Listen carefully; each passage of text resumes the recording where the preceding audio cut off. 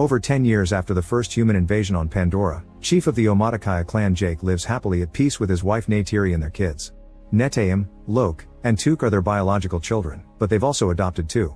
There's Kiri, who was born from Grace's comatose avatar, and Spider, a human boy. Spider had been born on the human military base during the invasion and cryostasis hadn't been an option for a baby, so he couldn't be taken back to Earth with the others. Because he was raised by Jake and his family, Spider considers himself more Na'vi than human, but Neytiri is still wary of him because he's the son of the enemy. One evening, the family looks up to the sky and is devastated to discover that humans are returning to their planet, destroying everything on their path as if they hadn't learned their lesson. 1 year later, in one of the many human spaceships that are orbiting the planet, the army is transforming their soldiers' minds into newly hatched avatar bodies. One of them doesn't take his awakening well until he's explained what's going on. It's Colonel Quaritch, who died during the first invasion. New Quaritch watches a tape left by himself explaining they copied his memories into the system so he could be cloned after death, and now his mission is to get revenge on Jake for defeating them last time. Meanwhile, Jake and his clan warriors have organized a guerrilla operation to keep the humans from going far with their plans, mostly by attacking their supply lines. Most of them use traditional weapons and ride on mountain banshees, but as a former human, Jake still likes to take guns for his personal use and has adapted human communicators to be used among his family. During another very successful raid against the humans, Lok gets too cocky and disobeys Netayam, jumping into battle to help his dad in order to prove himself. Netayam goes after him, and this reckless action causes both kids to end up under fire when a human ship fights back. Lok jumps out of way just in time, but Netayam gets hurt and Jake has to rescue him from a pile of debris. When they return home, Jake scolds his sons for their actions and grounds them. Neytiri tries to remind her husband not to be so hard on them because they're kids, but Jake's afraid of losing them, so he needs to be strict to keep them safe. Sometime later, the siblings go visit Max, one of the few human scientists that betrayed the military and joined the Pandora defense team. He and his buddies have a small lab where they keep Grace's comatose body, and Kiri likes visiting her. She also likes to watch her video logs of when she was still in a human body. Kiri's siblings tease her for not knowing who her dad is, but Spider thinks maybe not knowing is for the best, because he hates the fact he's a spawn of the enemy.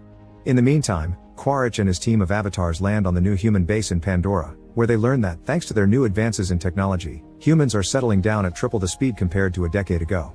Once they get properly armed, the team goes to explore the forest, where they find machine parts left from the last invasion, and Quaritch is shocked to see the reminders of his previous body. At the same time, all of Jake's kids except for Netayam are in the area having some fun, but they immediately hide behind the plants when they see the enemy arrive. Lok lets his father know through the communicator and receives orders to leave quietly, but as soon as the siblings try to move, they're ambushed by Quaritch and his team. Quaritch immediately can tell these are Jake's kids because their fingers mark them as half-breed, but the biggest surprise is to see Spider, who turns out to be Quaritch's son. Since Quaritch and his team now have to wait to be picked up, this gives Jake and Neytiri the chance to approach them in the darkness after telling Netayam not to interfere. Neytiri makes an animal-like sound to alert the children of her presence before she and Jake begin killing soldiers from the shadows, and the kids know to immediately bite their captors and run away. Quaritch recognizes Neytiri's arrows and taunts her to get her location, but Netayam decides to join the fight just in time to save his mother. At that moment, a human ship arrives to pick up Quaritch's team, so Neytiri concentrates on reuniting with her children, not even thinking about finding Spider as well. This allows Quaritch to take the boy with him when he escapes. At the human base, Spider is put on an interrogation machine, but he withstands the pain and doesn't say a word.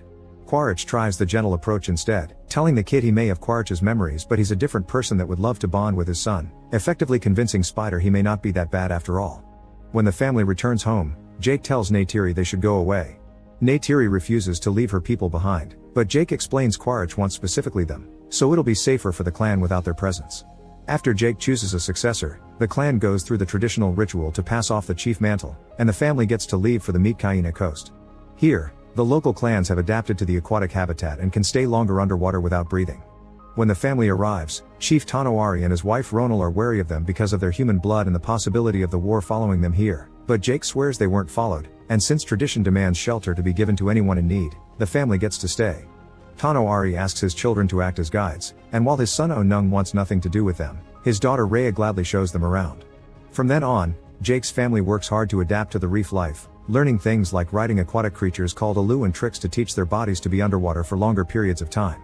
It takes them a few tries to get it right, but to everyone's surprise, Kiri doesn't need to learn any extra tricks. She naturally can stay underwater all she wants and she instantly develops a bond with all the creatures of the sea. Meanwhile, Quaritch's team begins taking Spider on their exploring missions, assigning him as their official interpreter. Spider also takes them to a nest of ikrins, dangerous flying creatures that can't be tamed by just anyone. Quaritch gives it a try anyway, confronting the creature to prove himself in combat and accidentally causing them both to fall off the cliff. The team thinks Quaritch is dead and they're ready to return to base, but at the moment, Quaritch makes a triumphant return by riding the tamed Ikran. Back on the reef, Kiri continues to bond with the sea, prompting Aonung and his friends to make fun of her for being a weirdo. Lok comes to her defense and Netayam quickly follows him to try to keep things diplomatic, but Lok is too hot-headed and starts a fight anyway, so Netayam has no choice but to help. When the adults finally come to pull them apart, Jake scolds his sons for their actions. He's frustrated by the constant teasing as well, but they have to endure it because they're guests here and they can't afford to be kicked out. Neytiri tries to comfort Kiri, who is upset over the fact she's different even biologically, as proven by a section of her face that she keeps hidden under her hair. Afterward, Lok follows his father's orders and apologizes to Aonung and his friends for the fight. Aonung accepts the apology and takes Lok to a special remote area to teach him how to fish underwater, but while Lok is concentrating on his prey, Aonung and his friends leave because this had been a prank all along. Now Lok's stranded and has to figure out how to come back, but his thoughts are suddenly interrupted when he's hit by a giant sea predator. Lok quickly goes underwater to swim away and hide under the coral, but soon he begins running out of air and has to come out. The predator comes after him as soon as it sees him, but suddenly, a bigger whale-like creature called a tulkun shows up to defeat the predator right as Lok passes out. Seconds later, Lok wakes up on top of the tulkun, who has saved him from drowning. Lok befriends the tulkun and as thanks for the help, he removes a harpoon from its fin left by human whalers. Then the tulkun guides Lok back to the village, although it leaves before it can be seen. Lok reunites with his family and Tanawari tries to apologize for his son, but Lok lies and says it was all his idea. This gets him scolded by Jake again, who calls him the shame of the family. Afterward, Aonung wonders why Lok lied for him, and Lok explains he knows how much it hurts to disappoint your dad. The next day, Lok tells everyone about his adventure, and the locals realize that Lok met Payakan, a tulkun that went rogue. Everyone thinks it's a killer, and they won't listen to Lok when he says Payakan's actually nice. A few hours later, Lok goes looking for Payakan and asks why it was made an outcast by its own family, but Payakan refuses to explain. While they swim together as friends, Rhea takes Kiri to their clan's Tree of Souls in order to connect her mind to it and meet Grace's spirit. After a warm hug, Kiri asks why she's different and who her father is, but before Grace can answer, the connection is lost because Kiri suddenly has a seizure. Her siblings take her back to the village and Jake calls Max so his team can take a look at her, but then one that brings her back to consciousness is Ronald thanks to the use of a traditional medicinal ritual. Max and his doctor friend explain to Jake that Kiri had an epileptic attack and she shouldn't connect to the tree ever again. Since Max used his own ship to reach Jake, the signal was picked up by the human base. They lost it when the ship went further into the sea, and to find it again they'll need someone that knows the area and can help them visit hundreds of islands. Quaritch takes his team to negotiate with a whaler ship, and when the whalers refuse to help, Quaritch forces them to collaborate by threatening them with death. While a pod of tulkuns makes their annual visit to Tanawari's village, Quaritch and his men reach the first island and capture the locals to demand information on Jake. Spider finally gets to see how ruthless Quaritch is when interrogation turns violent and the boy has to stop his father from killing everyone just because they don't know anything. Unfortunately, Quaritch still orders his men to burn all the houses. The news of Quaritch arriving at the island soon reaches Tanawari, who warns Jake he's being chased after all.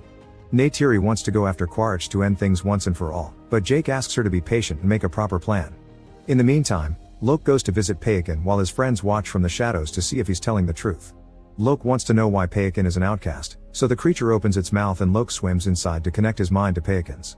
This allows him to see the whole story. It turns out Payakan's mother was attacked by whalers and Payakan fought back to defend her, but its pod still kicked Payakan out because they're supposed to be a peaceful species and violence went against their beliefs. When the kids return to the village, Tanawari and Ronal furiously scold them for disrespecting Tulkun's culture. At the end of the day, only Rhea supports Lok and expresses how proud she is of him. Sometime later, Quaritch realizes that violence won't make the villagers speak, so he agrees to help the whalers hunt the Tulkuns, knowing that killing the creatures the locals consider their brothers will draw Jake out of hiding. Now Spider has to watch in disgust how the whalers send up ships to kill the Tulkuns with specialized weapons that can track the creatures' noises. To make matters worse, the only reason they hunt Tulkuns is to extract their brain enzymes in order to use them in anti-aging remedies, and the rest of the creature is wasted. The whalers throw the bodies back into the ocean and when the villagers find them, they immediately blame Jake and his family for it. They want to go out and fight back, but Jake presents them the tracker he found on a Tulkun fin and explains as a trap, so for now, they need to stay put and simply tell the Tulkun to swim away for safety. Lok realizes that nobody will warn Payakan because it's an outcast and he goes to do it himself, ignoring the warnings from his brother. Netayam takes his sisters, Aonung, and Rhea with him to follow Lok, and they find him trying to remove a tracker from Payakan's fin. The group jumps in to help, but it's too late, the tracker has already sent their location to the whaler ship and it's coming for them. The siblings use their communicators to tell Jake of the incoming danger, and Jake alerts the whole village, who immediately grabs their weapons and jumps on their illest to join the fight. The kids manage to remove the tracker and swim away with it to get the attention off Payakan, but this is exactly what Quaritch wanted and he sends his men after them. A rather long chase begins underwater, and since the kids need to stop to breathe, it gives time for the humans to catch up to Loke, Took, and Rhea, and they capture them with a net. As soon as Spider sees his siblings being brought abroad, he tries to fight to rescue them, but he's quickly overpowered by the humans and sent back inside while the kids are to tie the railing. At that moment, Jake and the rest of the villagers show up, but they quickly stop themselves from attacking when they realize their kids are hostages. Quaritch takes Loke's communicator and asks Jake to come alone if he doesn't want to lose his kids, but as Jake begins to come closer, suddenly Payakan shows up and jumps over the ship to land on top of it, destroying it with its fins and tail. It also keeps pushing away the soldiers because the bullets do nothing to it. Now the humans are distracted away from the kids, Jake calls the others to attack the ship, and the whalers turn around their boats to attack Payakan with harpoons, causing it to return to the water. A fierce battle begins between Na'vi and humans, and the Na'vi quickly gain an advantage thanks to their creatures being able to move faster in the sky and hide underwater. Kiri uses her bond with the sea life to send the plants after the submarines, and when the main ship begins catching fire after a boat crashes against it, Spider takes advantage of his position inside to activate the fans and spread the fire all over the vessel. He also begins to destroy the control panel.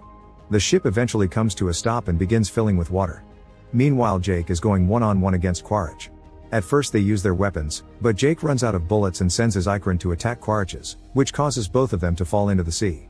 The whalers go after Payakan, shooting a harpoon with a steel rope at its end, but Payakan does another jump and uses that same rope to destroy the boat.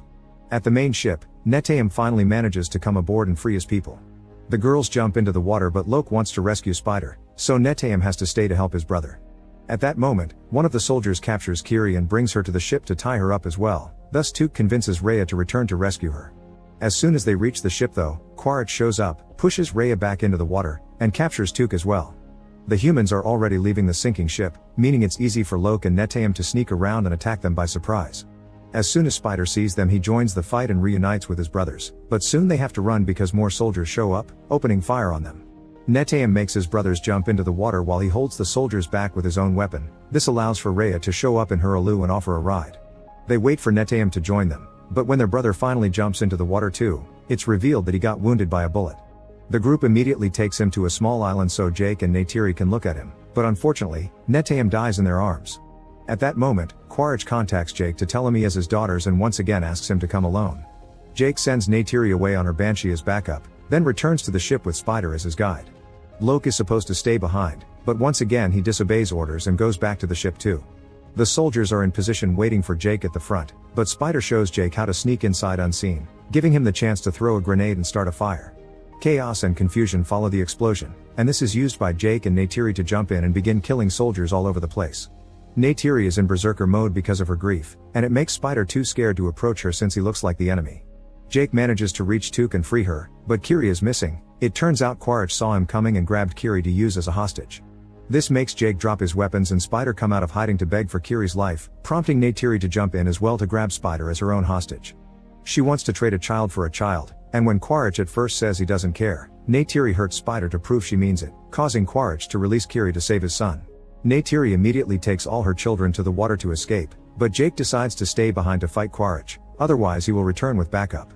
While the men get into a fierce hand-to-hand battle, the sinking ship goes so deep that it begins turning around and traps Jake, Quaritch, Neytiri, and Took inside. Kiri and Spider manage to stay out, and when Loke shows up looking for his family, the three of them split to cover more ground. Kiri uses her bond with the sea creatures to use as guides to find Neytiri and Took, and these very same creatures are the ones to escort them out of the ship. Meanwhile, Jake finally puts Quaritch in a dangerous hold and finishes him, leaving the body to sink into the sea. After fighting so long underwater he's out of air, but Loke finds him and guides him to a room with some sass to breathe as he reminds him of Rhea's breathing exercises. Spider is also searching and comes across Quaritch, who isn't dead, just unconscious.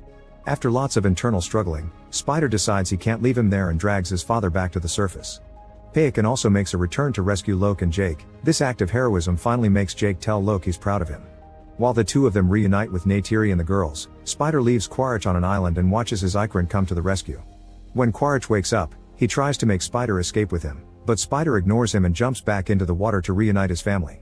Sometime later, the family gives Netayam a burial following the traditions of Tanoari's clan. Once the ritual has been properly finished and Neteyam is one with nature, Jake and Neytiri connect their minds to the Tree of Souls. This way they get to visit Neteyam's soul one last time. Make sure to subscribe and turn on notifications so you can watch more videos like this. Thanks for watching.